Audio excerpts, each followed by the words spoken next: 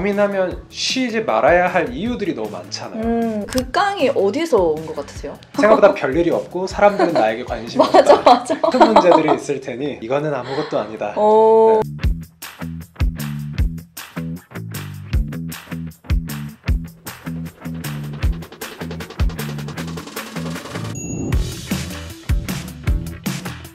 태영님은 뭔가 번아웃이 온 적은 없으세요? 저 한 번 있었어요. 딱 한 번. 한 번? 네, 그게 딱 올해 초였는데 네. 미국에서 밤 10시, 11시까지 줌으로 회의를 하다가 너무 피곤해서 화장실에 가서 세수를 하는데 흰머리가 너무 많이 난 거예요. 그거를 보고서 좀 쉬어야겠다. 그래서 제가 처음으로, 사실 이전까지도 저는 스스로에게 휴가를 준 적이 없었거든요. 같이 일하는 창업팀 멤버들한테 주말을 껴서 금, 토, 일, 월만 잠깐 이제 오프라인으로 이제 나갈 테니까 그때만 잠깐 일 좀 봐줘라 하고, 저는 그때 영국으로 가서. 근데 그거조차도 결정이 되게 빠르시네요. 고민 안 하고 그냥 바로 질러버리는. 왜냐면 고민을 하면은 못할 것 같은 거예요. 고민하면 쉬지 말아야 할 이유들이 너무 많잖아요. 월급 줘야지, 사이트 론칭해야지, 뭐 프로젝트 실행시켜야지, 그 금요일 날 중요한 미팅이 잡히면 어떡해 부터 시작해서 이런 고민들이 많은데, 아예 달력에다가 딱 블락을 해놓고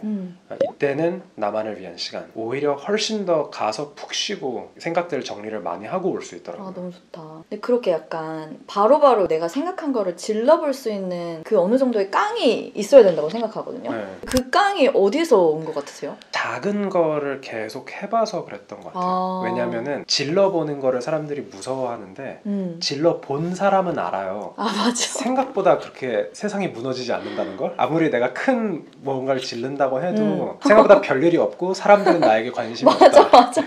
그래서 그거를 알면은 오늘 저녁은 좀 쉬어야겠어. 나는 오늘은 그냥 책을 좀 읽겠어. 잠깐 어디를 갔다 오겠어. 핸드폰 12시간 안 보면 진짜 일에 쌓이고 세상이 무너질 것 같은데 실제로 안 그렇거든요. 사람들은 다 기다려주고 일하는 시간은 다시 오기 때문에. 그래서 정말 작은 것부터 시작하셔서 그거를 쌓아가야지. 여러 가지 해봤고 그게 됐으니까 좀 더 자신감도 생기고 실행할 수 있는 그런 좀 힘이 나오는 것 같아요. 아까 그랬잖아요. 그런 롤모델이라고 생각했을 때 네. 저도 되게 약간 우상화시켜서 생각을 했었던 것 같거든요. 근데 그냥 맞아, 다 사람이구나. 그쵸. 저도 갈수록 더 느끼는데 알고 계셨던 것 같아요. 그런 분들을 많이 만나고 나서 느꼈어요.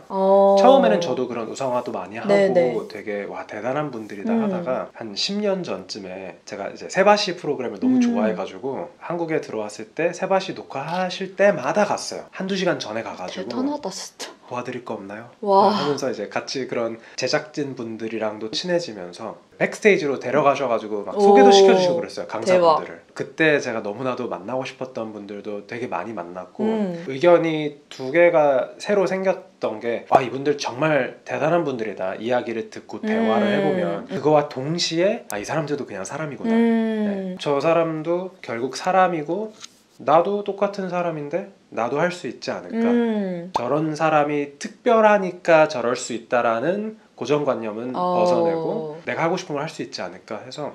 태영님한테 또 궁금한 게 그 게리비랑 연결된 것도 본인이 출판사가 없는 상태에서 일단 번역해서 한국에 내고 싶다 이렇게 질러본 거잖아요. 그쵸. 근데 또 된 거고 이게 되게 누군가 보기에는 무모할 수도 있는 행동이잖아요. 그럼요. 태영님이 생각하는 자신의 뭔가 살면서 해본 제일 무모했던 일? 살면서 했던 무모했던 일들 많죠. 누구 뭐 섭외하고 싶어서 모르는 사이에 6시간 비행기 타고 가서 주차장 앞에 앉아서 3시간 동안 기다렸던 그런 사연도 있었고 23, 4 시절에 경희대 평화의 전당에서 포럼 열어서 1,몇백 명 모셔서 행사했었던 경험도 있고 여러 가지 사고를 많이 쳤죠. 사고를 많이 쳤는데 그거를 실행을 하다 보면은 힘든 상황들이 당연히 생기는데 그때 계속 마지막에 내가 보고 싶은 그 그림. 제가 이제 강연을 하면은 그 무대 앞에 사람들이 쫙 앉아 있고 실제로 그 진행하는 그 모습을 머릿속으로 계속 상상을 하면서 끝까지 계속 실행을 했던 것 같아요. 물론 결국에 하다가 실패하고 뭐 취소되고 저는 몇 번 행사들 공개해서 티켓 팔다가 취소해서 전액 환불한 적도 꽤 있어요. 꺼내려면은 꺼낼 게 많은 실패 이야기들이 훨씬 더 많죠. 대단하다는 생각밖에 안 드는 것 같아요. 진짜 강연 덕후다. 진짜 약간 최고의.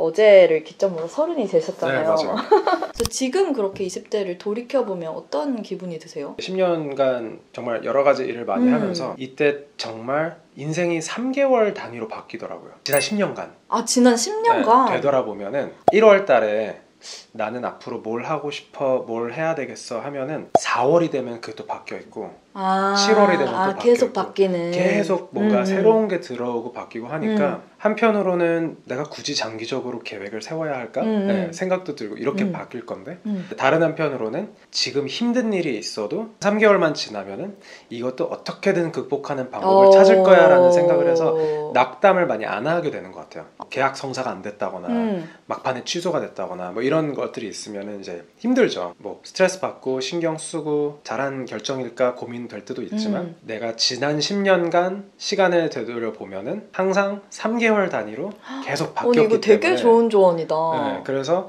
지금 내가 고민하고 있는 게 24년도 2월이 되면은 내가 그때 그런 고민을 했었지 라고 생각을 하게 될 거니까 지금 갖고 있는 고민으로 스스로 너무 갉아먹지 않으려고 노력을 해요. 항상 스스로 얘기하고 주변 사람들한테 얘기하는 게 내가 지금까지 겪을 문제들 중에 제일 작은 문제일 거다 라고 스스로 생각을 해요. 앞으로 이거보다 훨씬 더 큰 문제들이 있을 테니 이거는 아무것도 아니다. 네, 스스로 위로도 좀 되고 너무... 좀 냉정해지더라고요. 일단 해결책부터 찾자 이런 마인드가 생겨서 그렇게 좀 시간이 지나면서 그런 마인드도 발전을 하고 지난 10년간 되돌아보면은 그렇게 해서 꾸준히 그냥 계속 왔던 것 같아요. 3개월 후에 나는 이걸 수습을 해놨을 것이다. 다 잘 풀릴 겁니다. 이 책에도 이제 30대가 더 기대된다는 얘기를 쓰셨잖아요. 그러면 30대에는 뭐 어떻게 하고 싶다 이렇게 좀 그려본 게 있으신가요? 책을 통해서 어떻게 보면은 저희 20대를 이제 정리하고 이제 보내주는 그런 느낌이 되게 강하고 30대는 저도 이제 뭔가 하나의 아이덴티티를 한번 되게 파고들고 싶더라고요. 내가 잘하는 거 못하는 거 나의 정체성을 계속 찾는 시기잖아요. 이제 그거를 어느 정도 이제 해봤으니 여러 방면으로 활동하시는 분들도 많이 보면서 그럼 나도 뭔가 나만의 정체성을 찾아보고 싶다. 그래서 저에게 30대는 이제는 하나를 한번 제대로 파보는 시기. 물론 이렇게 얘기하고 이제 한 3개월 후에 저도 막 힘들고 고민하고 이게 맞는 길인가 생각할 수도 있는데 또 그것도 또 3개월 지나면 또 괜찮아지겠죠. 맞아. 기대되네요. 앞으로 또 어떻게 펼쳐내실지가 되게 기대가 되고 이 꿈이라는 키워드가 사실 저는 또 상상이랑도 되게 맞닿아 있는 것 같은데 본인이 상상한 장면을 되게 잘 끌어당기는 사람이다? 이런 생각을 했거든요. 그래서 혹시 지금 그러면은 또 그리고 있는 어떤 장면이 있으세요? 저는 주변에 세계 돌아다니면서 글로벌 리더들을 만나면은 하나만 하시는 분들이 많이 없으세요. 자선 사업도 하고 뭐 어떤 뭐 봉사도 하고 저 사람들을 보면서 나만의 장점 특기를 정체성을 확실히 하나를 갖고 있는 것도 되게 중요하지만 여러 가지를 하는 거를 굳이 거부할 필요가 없다. 저는 30대 때 지금 하고 있는 거를 파고들고 30대 끝자락에 다른 거를 공부해서 40대 때 새로운 걸 해보고 싶어요. 10년 단위로 새로운 커리어를 해보면 어떨까. 네. 크리에이터들 서로 연결하고 뭐 그런 강연 자리 만들고 오프라인 모임 만들고 이런 거를 보면은 되게 태용님이 보이지 않는 그 한 발 뒤에 그런 경우가 진짜 많더라고요. 그렇게까지 연결을 하는 이유? 지금까지 존재하지 않았던 좀 새로운 거를 특히 완전히 다른 분야에 계신 어떤 두 분 혹은 두 가지의 세상을 연결을 하면은 여기서도 연결되면 되게 재밌는 것을 뭐 만들어낼 수 있고 저는 사람들한테 정답이 되게 다양하고 아직 우리가 모르는 정답도 많다라는 걸 좀 알려주고 싶었던 것 같아요. 그래서 저는 요즘 사실 고민이 어쩌다 보니 이제 크리에이터 분들이랑 이제 많이 알게 돼서 이분들을 좀 다른 업계, 다른 분야 사람들이랑 연결을 하면은 뭐가 좀 더 재밌는 게 나오지 않을까. 이 나라, 이 도시에만 국한된 게 아니라 다른 나라들이랑 연결도 시켜드리고 뭐 어떤 컨텐츠가 됐던 뭐 영향이 됐던 보고 자라고 자신의 꿈을 지금 정비하고 있는 그들에게 저렇게도 살 수 있다 라는 가능성을 보여주면은 오히려 자신이 하고 싶은 걸 찾을 수 있는 자신감을 더 키워준다고 생각을 해요. 분류할 수 없는 레이블을 붙일 수 없는 사람들과 상황들을 계속 만들고 싶어요.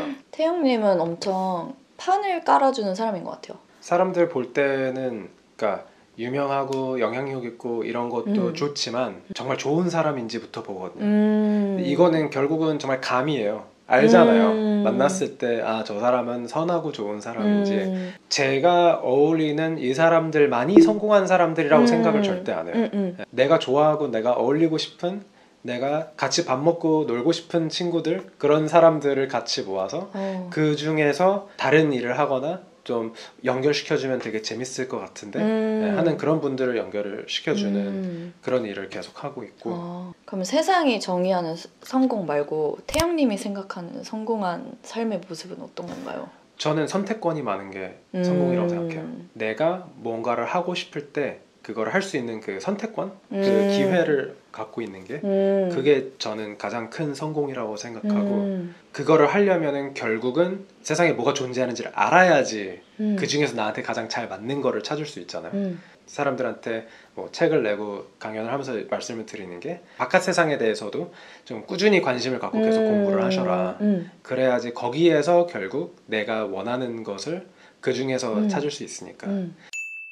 첫 번째 책이 되게 이 작가를 닮았다 이런 얘기를 이 영상 찍기 전에 얘기를 했는데 세상을 공부하다가 이제 책 제목이고 저는 그 태영님의 지금까지 스토리 중에서 또 되게 와닿았던 키워드가 사실 학생이거든요. 네, 맞아요. 지금 사실 졸업을 했어도 항상 나는 학생의 마음으로 뭔가를 배워야지, 뭔가 공부해야지 약간 이런 태도를 지니고 있는 분인 것 같고 그래서 그 공부를 잘한다는 게 뭘까요? 그냥 어떤 것이든 호기심을 갖고서 뒷이야기를 계속 궁금해하고 배우는 거 그런 게 되게 큰 것 같아요. 뭐 예를 들어서 요즘 미국에서 되게 크게 유행하는 스포츠 중 하나 피클볼이라고 있는데 뭐요? 테니스 같은 건데 네. 조금 코트가 작아요. 사실 한국에서는 모르시잖아요.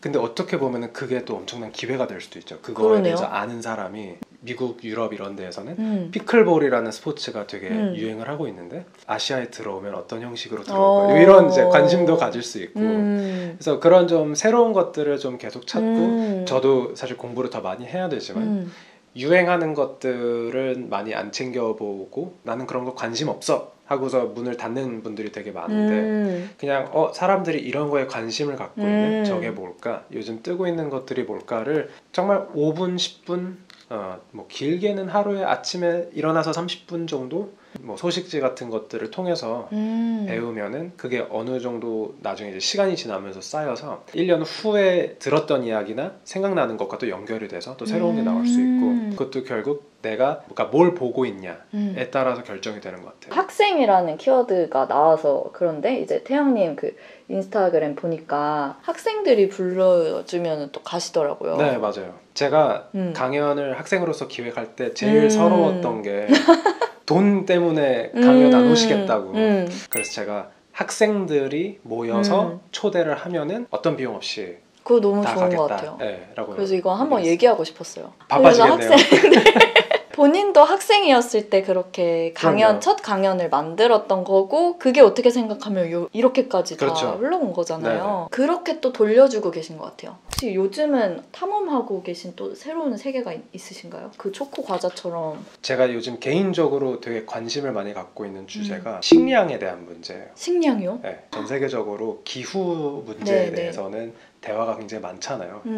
식량에 대한 문제가 지금 굉장히 그러니까 점점 더 커지고 있어요. 저희 뉴스레터를 통해서 접했던 소식 중에 아직도 기억나는 게 기후가 바뀌어서 꿀벌들이 사라지고 있대요. 아, 맞아. 네. 꿀벌들이 이제 날아다니면서 꽃가루를 뿌려줘야 되는데 그게 이제 더 이상 안 돼서 사람이 그걸 뿌리거나 드론을 써야 되는데 꿀벌이 훨씬 더 그걸 자연스럽게 더 잘할 수 있어서 그래서 그것 때문에 실제로 우리가 먹을 수 있는 배추였나 사과였나 식량 자체가 수확한 게 훨씬 줄어들었대요. 그래서 가격이 올라간 거예요. 세계 그런 정세나 정치적인 상황으로 인해서 무역이나 이런 것도 갑자기 막 수출 끊고 막 수입 안 한다 그러고 저는 이제 한국을 봤을 때 수입해오는 식량이 되게 많잖아요. 네. 기후와 정치적인 것과 사회적인 문제가 여러 가지가 섞여서 쌀, 콩, 보리 이런 것들을 수입을 이제 점점 못하고 가격이 올라가고 이러면은 이게 어떤 영향을 줄까? 전문가들은 심각하다라는 이야기를 많이 하시는데 대중들에게 전달할 수 있는 확성기가 없으셔서 이슈화가 안 되고 있는데 그래서 저는 개인적으로는 그런 주제에 좀 관심을 많이 갖고 공부를 계속 하고 있어요. 아인슈타인이 꿀벌이 멸종하면 4년 이내로 인간이 멸종한다고 그 책을 읽으면서 이게 되게 심각하다는 걸 알게 됐는데 꽂혀있는 분야도 좀 다르신 것 같아요. 그거에 대해서 외쳐주는 사람도 있어야 하고 정책을 만들거나 법을 만들거나 아니면 기업 활동을 바깥에서 누군가가 계속 밀어줘야 되잖아요. 이런 게 중요하다, 이런 걸 해야 된다. 내가 바깥에서 내가 지금 하는 일 속에서 좀 그런 전문가들을 이런 인플루언서들이나 뭐 이런 걸 연결을 해서 이슈를 더 많은 분들에게 알리거나 좀 그런 것들에 대한 관심도 있고 고민을 계속 하는 것 같아요. 그냥 마지막 질문은 항상 동일한데요. 그 사이드 구독하시는 분들이 크게 두 그룹으로 나뉘어요. 좋아하는 게 뭔지 모르겠다. 또 하나는 좋아하는 게 너무 많은 거예요. 이분들한테 마지막으로 하고 싶은 얘기 좀 자유롭게 해주시면 좋을 것 같아요. 좋아하는 거를 모르신다면 현실적으로 냉정하게 판단을 해서 내 나이, 지역 이런 거를 통해서 내가 지금 활용할 수 있는 기회들이 뭐가 있는지, 내가 지금 있는 이 환경이 나에게 줄 수 있는 기회들이 뭐가 있는지 굉장히 냉정하게 딱 철저하게 한번 적어보시고 그 중에서 가장 쉽게 시도해 볼 수 있는 것부터 해보세요. 내가 제일 쉽게 해볼 수 있는 거, 교수님한테 메일 한번 보내서 다음 주 화요일 수업 한번 앉아서 들어도 되냐고 한번 물어보시고. 너무 좋다. 재미없을 수도 있어요. 그러면 이건 나 아니구나. 그래서 그거를 하나 이제 지우시면 돼요. 그리고 2번 하시면 돼요. 좋다. 네, 뭔가 이거는 계속 해보고 싶다라는 게 하나는 나올 수밖에 없어요. 네, 하나라도. 그렇게 해서 내 거를 계속 찾아가시면 좋은데, 내가 좋아하는 게 뭔지 모르겠으면 시도를 안 해봤다는 뜻이거든요. 네. 왜 우리는 항상 뭐 하면은 시간 아까울 것 같고 그렇게 생각하는데, 지금 갖고 있는 게 죄송하지만 시간밖에 없어요. 시간밖에 없는 거기 때문에, 그래서 지금 시간이라도 써야지 나중에는 그 시간조차 없어져요. 맞아. 네, 그래서 그거를 적극 추천을 드리고, 내가 좋아하는 게 너무 많은데 그 중에서 뭘 해야 될지 모르겠으면 진짜 현실적으로 얘기해도 되나요? 그 중에서 돈 되는 거를 하세요. 네, 그 중에서 돈 되는 거를 가장 많이 하시고 독립적으로 생활할 수 있는 파이프라인을 그 중에서 하나를 골라서 만드신 이후에 그 다음에 다른 것들을 하시면은, 그러면은 남들에게 아쉬운 소리 안 하고 내가 스스로 독립적으로 내가 원하는 걸 할 수 있어요. 너무 좋은 조언인 것 같아요. 네, 감사해요. 감사합니다. 나와주셔서 이 바쁜 와중에. 또 다음 사이드 인터뷰로 찾아뵙도록 하겠습니다. 안녕.